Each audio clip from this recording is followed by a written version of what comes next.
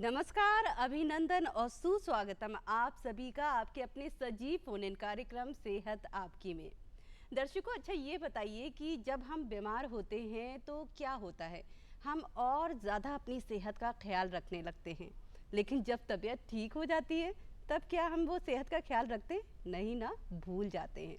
तो प्लीज़ आपसे यही कहना चाहूँगी कि अपनी सेहत का ख्याल रखिए, सजग रहिए और इसमें थोड़ी सी कोशिश हम भी करते हैं आपके लिए कि तमाम ऐसे हेल्थ से जुड़े हुए विषय आपके लिए लेकर आते हैं ताकि आप अपनी सेहत का अच्छे से ख्याल रखें। तो आज भी आपके लिए कुछ खास है, आइए जान लेते हैं कि क्या है आज का विषय।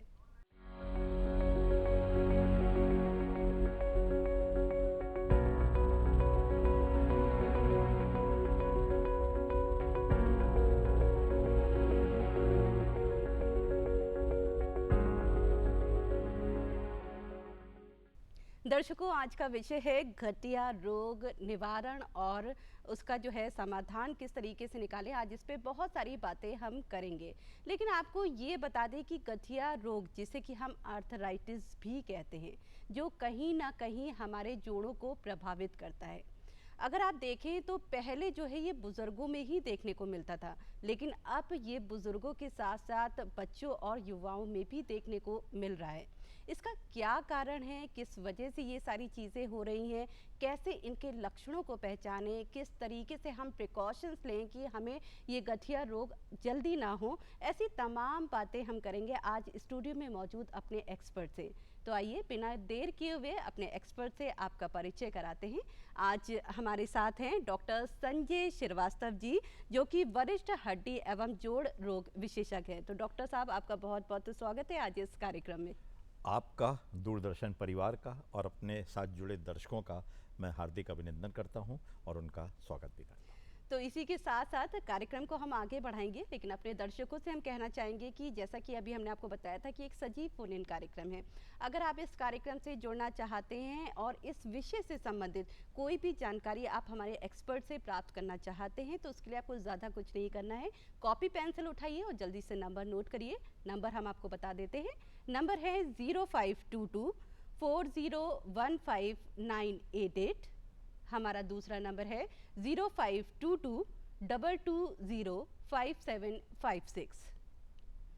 दर्शकों, ये नंबर आपके टीवी स्क्रीन्स पर भी दिखाए जा रहे हैं, जिस पर आप इस नंबर को डायल करके आप हमारे एक्सपर्ट से जो भी प्रश्न इस विषय से संबंधित पूछना चाहें पूछ सकते हैं। फिलहाल तो बिना देर किए हुए कार्यक्रम को डॉक्टर साहब आगे बढ़ाते हैं। और जैसा कि आज का एक खास विषय है गठिया रोग, जिसके बारे में आज हम बहुत कुछ जानेंगे कि ये गठिया रोग होने की क्या वजह है। तो इसमें जो सबसे पहला प्रश्न है वो यही उठता है कि गठिया रोग क्या होता है, ये कैसे होता है और क्या ऐसे कारण हैं। देखिए, आपको मोटे तौर पे एक बात बता दें। इस मानव शरीर में एक वयस्क में लगभग 206 हड्डियां होती हैं और जो लगभग 200 जोड़ बनाती हैं। विभिन्न प्रकार के जोड़ होते हैं और इन्हीं जोड़ों में जब दर्द, सूजन या इनके मूवमेंट या गति पे प्रभाव पड़ता है, जी इसको हम लोग अपनी भाषा में गठिया या अंग्रेजी में इसको आर्थराइटिस कहते हैं। जी। ये गठिया का रोग हर उम्र में और हर लिंग में मिलता है। बच्चों में भी ये अक्सर देखा जाता है जी और बच्चों में इसका मुख्य कारण या तो आनुवंशिक हो सकता है, नंबर एक, जी। या दूसरा और इम्पॉर्टेंट कारण है संक्रमण, इन्फेक्शंस। अच्छा। जीवाणुओं से, कीटाणुओं से, विषाणुओं से भी होते हैं और अच्छे खासे ये गंभीर रूप में भी प्रस्तुत करते हैं। ओके। इसके अलावा जो उनके शरीर की प्रतिरोधक प्रणाली है उसमें कुछ विकार हो जाते हैं, जिसकी वजह से बच्चों के जोड़ बेकार होने लगते हैं और कभी कभी जोड़ों के साथ साथ उनके शरीर के दूसरे अंग, जैसे कि आंखें हैं या मूत्र नली है या और भी अंग हैं, वो भी प्रभावित होने लगते हैं। जी युवाओं में अगर बात करें तो युवाओं में सबसे इम्पॉर्टेंट होता है, आनुवंशिक या पारिवारिक तो हो ही सकता जी। है, उनकी जो प्रतिरोधक प्रणाली होती है वो किसी भी तरीके से कुछ ऐसी क्षतिग्रस्त हो जाती है कि वो प्रतिरोधक प्रणाली उनके शरीर के जोड़ों के ऊतकों की दुश्मन बन जाती है। अच्छा। उनको नष्ट करने लगती है, जिसको हम लोग अपनी मेडिकल भाषा में ऑटो इम्यून डिजीज कहते हैं जी। और इसका एक प्रकार है रूमेटॉइड आर्थराइटिस। ओके। ये रूमेटॉइड आर्थराइटिस युवावस्था में अक्सर मिलती है, महिलाओं में बहुत मिलती है। जी लक्षणों पर भी हम इसके आगे बात कर लेंगे और थोड़ा सा जब हम बढ़ती उम्र की तरफ जाते हैं तो धीरे धीरे हमारे जोड़ों में उम्र की गठिया जिसको हम लोग अपनी तकनीकी भाषा में ऑस्टियोआर्थराइटिस कहते हैं, वो होने लगती है, जिसका मुख्य कारण बढ़ती उम्र है या मोटापा बहुत भारी है जी। तो भी हो सकता है।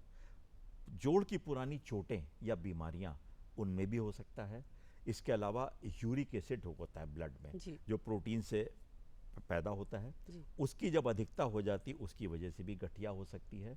और डायबिटीज़ में या कुष्ठ रोगों में भी नसों की शून्यता की वजह से जोड़ बेकार होने लगते हैं, गठिया होने लगती है। वो एक अलग प्रकार की गठिया ही होती है। तो ये लगभग बुजुर्गों में या बढ़ती उम्र के साथ देखे जाते हैं। तो ये आपने बहुत अच्छी चीज़ बताई कि बच्चों में जो ये संक्रमण की वजह से होता है, इसके बारे में हम आपसे ये ज़रूर बाद में पूछेंगे कि इसके लिए क्या सावधानी बरतें। लेकिन आपने एक चीज़ और ये बताई है कि जो मोटापा है वो सबसे बड़ी वजह है, और जिनको यूरिक एसिड है उसकी वजह से भी उनको गठिया की बीमारी हो सकती है। इन सारी चीज़ों पे अभी हम जो है आपसे और विस्तार से जानेंगे, लेकिन आपसे ये ज़रूर जानना चाहेंगे कि इसके कौन कौन से लक्षण हैं, कैसे पता चलेगा कि ये गठिया रोग हुआ है? देखिए, बच्चों में, छोटे बच्चों में अक्सर अपनी बात कह तो पाते नहीं। जी। तो अगर बच्चा खा नहीं रहा है, फीड्स नहीं ले रहा है, जी। या स्टूल नहीं पास कर रहा है, या यूरिन का आउटपुट कम है और परेशान है, बराबर चीखता जा रहा है, बराबर रोता चला जा रहा है, ज़रा सा भी उसका हाथ या पैर आप हिलाते डुलाते हैं तो वो एकदम से चीखने लगता है, कराहने लगता है, जी। समझ जाइए उसके जोड़ों में कहीं ना कहीं गठिया है, का मर्ज है। और इसका मुख्य कारण, जैसा मैंने आपको बताया, संक्रमण होते हैं। यंग्स की बात अगर हम करें तो उनमें गठिया में जोड़ों में सूजन या दर्द होना शुरू हो जाता है। जी। खासकर जो रूमेटॉइड आर्थराइटिस की वैरायटी होती है, इसमें उंगली और पैर की उंगलियों के छोटे छोटे जोड़ों में जी। दर्द होगा, सूजन होगी। लेकिन खास बात क्या होती है कि दोनों हाथ की तरफ, मतलब दोनों ही तरफ, दाईं तरफ भी और बाईं तरफ भी, जोड़ समान रूप से प्रभावित होते हैं। यानी अगर दाएं हाथ की इंडेक्स फिंगर जी। अफेक्टेड है तो बाएं हाथ की इंडेक्स फिंगर भी अफेक्ट होगी। दोनों में बिल्कुल सेम इन्वॉल्वमेंट होगा, ओके, दोनों बराबर से प्रभावित बराबर से होंगी। प्रभावित होंगे। इसलिए अगर एक तरफ प्रभावित हो रहे हैं तो वो रूमेटॉइड आर्थराइटिस यानी जवानी की गठिया के वर्गीकरण में नहीं आती है। अच्छा। तीसरी बात जो है सबसे इंपॉर्टेंट होती है कि इसमें जब आप सुबह सो के उठते हैं जी। तो आपके जोड़ों में कसाव, जकड़न हो जाती है। आप अपने जोड़ चला नहीं पाते, आपको लगता है जैसे आपके जोड़ों में किसी ने सीमेंट लगा दी हो। जी। ये जकड़न लगभग 30 मिनट या उससे ज़्यादा भी चल सकती है, और धीरे धीरे जैसे जैसे आप दिन में आगे अपना कार्य करना शुरू करते हैं, ये जकड़न खत्म हो जाती है। ओके। इसको हम लोग अपनी भाषा में कहते हैं मॉर्निंग स्टिफनेस। ओके सर, हम अपनी बात को कंटिन्यू करेंगे, लेकिन जैसा कि सजीव फोन इन कार्यक्रम है, कोई जो है हमारे हाँ। साथ लिसनर जोड़े हैं, आइए हाँ। उनकी कॉल लेते हैं। बिल्कुल। Hello hello hello hello. Hello जी, अपना नाम बताएं और प्रश्न पूछिए। हाँ, नमस्कार सर, मेरा नाम नंद स्वरूप मिश्रा है, बाराबंकी से। जी जी, आपका बहुत बहुत स्वागत है जी, अपना प्रश्न पूछिए। हेलो। जी, अपना प्रश्न पूछिए नंद मेरा जी। नाम नंद स्वरूप मिश्रा, बाराबंकी से। मैं जानना ये चाहता हूँ, जो गठिया भाई रोग हो गया है या होने वाला है, ऐसे व्यक्तियों को जाड़े के मौसम में किस प्रकार से रख रखाव रखना है? सर ये कह रहे हैं कि जाड़े के मौसम में, यानी ये भी मेरा प्रश्न था कि बदलते मौसम में कैसे सावधानी बरतें, और क्या उस समय गठिया का रोग जो है वो ज़्यादा प्रभावित होता है? बहुत अच्छा प्रश्न है उनका। जी। बदलते मौसम के साथ जोड़ों के अंदर जो द्रव्य होता है, जो लुआब होता है, वो ज़्यादा बन जाता है। जब ज़्यादा बनता है तो जोड़ सूज जाते हैं, और जब सूज जाते हैं तो गठिया उभर जाती है। इसलिए बदलते मौसम के साथ या सर्दियों में अपने जोड़ों को गर्म रखना है, गर्म कपड़े पहनने हैं, गर्म पेय पदार्थ जैसे कि कॉफ़ी है, चाय है या सूप है, इसको पीने से शरीर में गर्मी बनी रहती है। और तीसरी बात यह है कि जब भी कभी आप ऐसे मौसम में या सर्दी के मौसम में बाहर निकलें तो अच्छे से कपड़े पहन के, सर को ढक के, हाथों में दस्ताने पहन के, पैरों में जुराबे पहन के निकलें, ताकि आपके शरीर उस ठंडी हवा के प्रभाव से अपने आप को बचा सकें। शरीर को गर्म रखना गठिया से बचाने के लिए एक बहुत इम्पॉर्टेंट ज़रिया है। तो मतलब जाड़े में जितना आप जो है गर्म चीज़ें पहने, अपनी हड्डियों को बचा के रखेंगे, उतना सेफ उतना ही रहेगा। गठिया आपके अंदर अगर है भी तो उतनी तीव्र नहीं होगी, और दूसरी बात, अगर थोड़ी बहुत है तो कंट्रोल में रहती है, और अगर तीव्र भी है तो उसकी इंटेंसिटी थोड़ी इन सब चीज़ों को करने से कम भी हो जाती है। तो डॉक्टर साहब, जैसा कि अभी आपने बहुत सारे लक्षण जो है बताए कि क्या क्या लक्षण हो सकते हैं गठिया रोग से संबंधित, और खासकर बच्चों में जो है आनुवंशिकता की वजह से हो सकता है, ये सारी बातें आपने बताई। लेकिन अगर हम बात करें महिलाओं और पुरुषों की, तो महिलाओं और पुरुषों में क्या अलग अलग तरीके के गठिया रोग देखने को मिलते हैं? महिलाओं में रूमेटॉइड आर्थराइटिस यानी युवावस्था में जो गठिया होती हैं, ये रूमेटॉइड आर्थराइटिस या तो पॉजिटिव टाइप की होती है, नेगेटिव टाइप की होती है, लेकिन ये महिलाओं में ज़्यादा देखी जाती है, और जो नेगेटिव टाइप की होती हैं वो अक्सर पुरुषों में ज़्यादा देखी जाती है। अच्छा। लक्षण दोनों में लगभग एक ही से होते हैं। ये वर्गीकरण, ये classification medical point of view से ज़्यादा है, लेकिन ये बराबर से ही देखा जाता है। जी। लेकिन कुछ इंसिडेंट्स महिलाओं में गठिया ज़्यादा देखने को मिलते ज़्यादा हैं। देखने। अच्छा, इसका क्या आपने जैसे बताया कि जिनको यूरिक एसिड की प्रॉब्लम है उनको गठिया रोग की बीमारी हो सकती है, लेकिन महिलाओं की अगर बात करते हैं उनमें थायराइड की ज़्यादा प्रॉब्लम देखने को मिलती है, तो क्या इसको भी हम कहेंगे कि जो है वो गठिया रोग की ओर बढ़ रही है, या उनके भी जब जोड़ों में दर्द हो रहा है या कहीं घुटनों में जो है टक टक आवाज़ हो रही है, तो ये कारण हो सकता है? देखिए, थायराइड की बीमारी में हड्डियां कमज़ोर होने लगती हैं। जी। जब हड्डियां कमज़ोर होंगी तो जोड़ों पे दबाव भी अलग ज़्यादा पड़ेगा।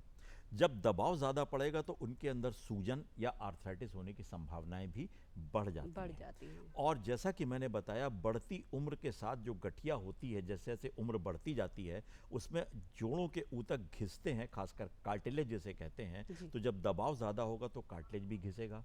गठिया जो उम्र की है वो थोड़ा जल्दी आने लगती है, अमूमन 50, 55, 60 के आसपास आती, इनमें थोड़ा जल्दी आने लगती है। तो इसलिए थायराइड की बीमारी में हड्डियों की कमजोरी की वजह से जोड़ों पे दबाव बढ़ जाता है। जब जोड़ों पे दबाव बढ़ता है तो जो उम्र की गठिया जो जोड़ों के कार्टिलेज के घिसने से होती है वो जल्दी आ जाती है, और थोड़ा सा उसकी गति भी तेज हो जाती है। और इसको पहचाने कैसे? जी। इस जो बढ़ती उम्र की जो गठिया है, इसमें सबसे इम्पॉर्टेंट जो परेशानी आती है, हमारे जो भारतीय शैली के जो कमोड होते हैं, जब आप उसमें बैठते हैं शौच निवृत्त होने के लिए, तो जब आप उठते हैं तो आपके घुटनों में तकलीफ होती है और आप एकदम से सीधे नहीं खड़े हो पाते।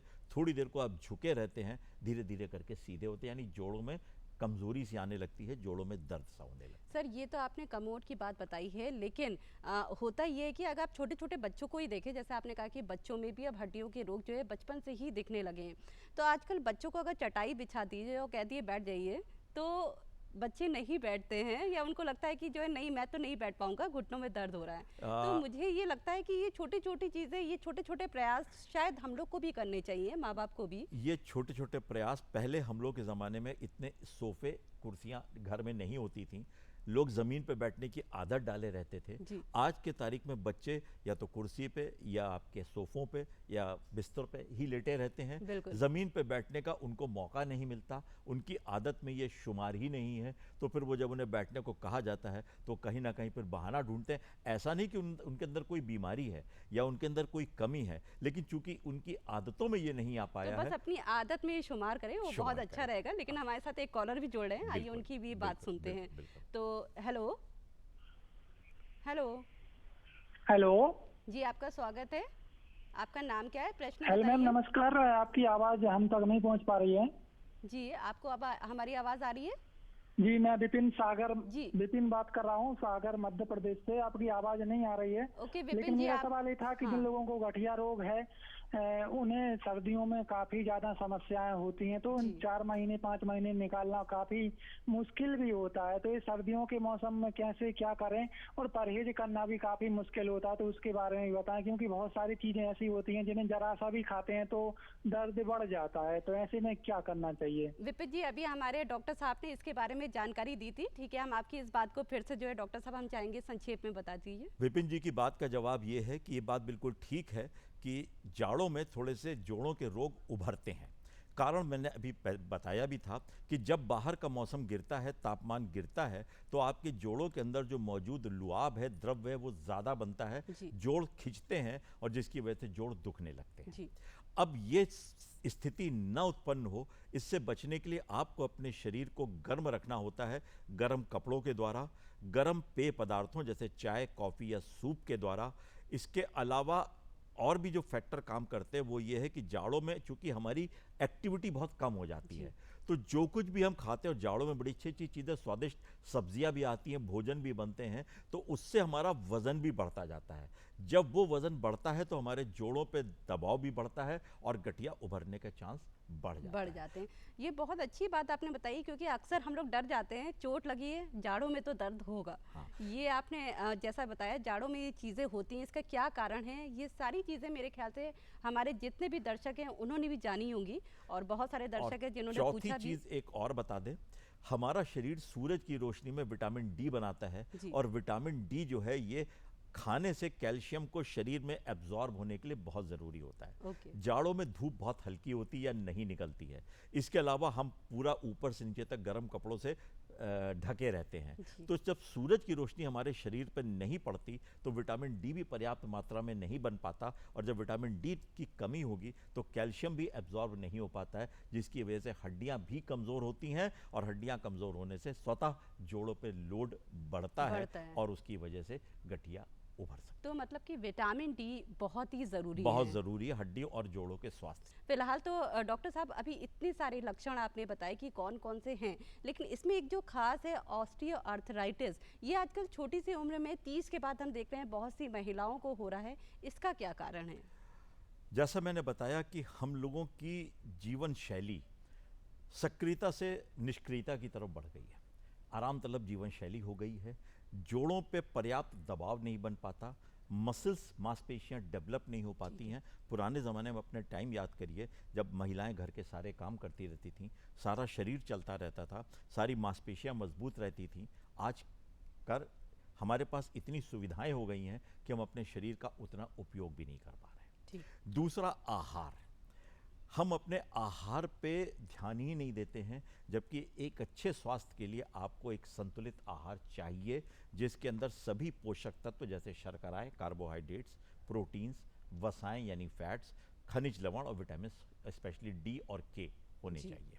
लेकिन आज के ज़माने में फास्ट फूड का कल्चर है, रेडीमेड फूड का कल्चर है, जिसमें जो कुछ भी खाना है वो ताज़ा है भी कि नहीं है, और कहाँ से प्राप्त किया गया है वो भी मालूम नहीं है। तो quality of food is also compromised. तो कुल मिलाकर अपने आहार का और वर्कआउट, इन सारी चीज़ों का ध्यान रखना ज़रूरी है, और जितना भी हो फ्रोज़न चीज़ों का इस्तेमाल ना करें तो बेहतर रहेगा। डॉक्टर साहब, ये सारी इंपॉर्टेंट बातें हम जान रहे हैं, लेकिन आपसे जो सबसे महत्वपूर्ण बात है कि कौन कौन सी जांचें करवाना ज़रूरी है अगर गठिया का रोग है? देखिए, सबसे पहले तो रक्त की जांचें हैं। रक्त में स्पेशली कंप्लीट ब्लड काउंट के मतलब क्या इन्फेक्शन तो नहीं है, और सूजन के जो मार्कर्स हैं जैसे कि सीआरपी है या ईएसआर है, इससे ये पता लगता है कि जोड़ों में सूजन किस तरह की है। एक्सरे हैं, सीटी स्कैन है, एमआरआई है, अल्ट्रासोनोग्राफी है, इवन बोन स्कैन्स हैं। इनसे आप अंदर जोड़ों के क्या घट रहा है इनके बारे में जानकारी पा सकते हैं, और जानकारी जब आपको मिल जाती तो उसी हिसाब से आप उनसे बचने के तरीके या उनके उपचार के तरीके अपने डॉक्टर की सलाह पर बेहतर प्रयोग कर सकते हैं। तो ये ऐसी जांचें हैं जो डॉक्टर साहब ने बताई हैं। फिलहाल तो डॉक्टर साहब समय हमारे पास कम है, लेकिन वक्त हो गया है हमारे नेक्स्ट सेगमेंट का। तो आइए बढ़ते हैं अपने नेक्स्ट सेगमेंट हेल्थ टिप्स की ओर।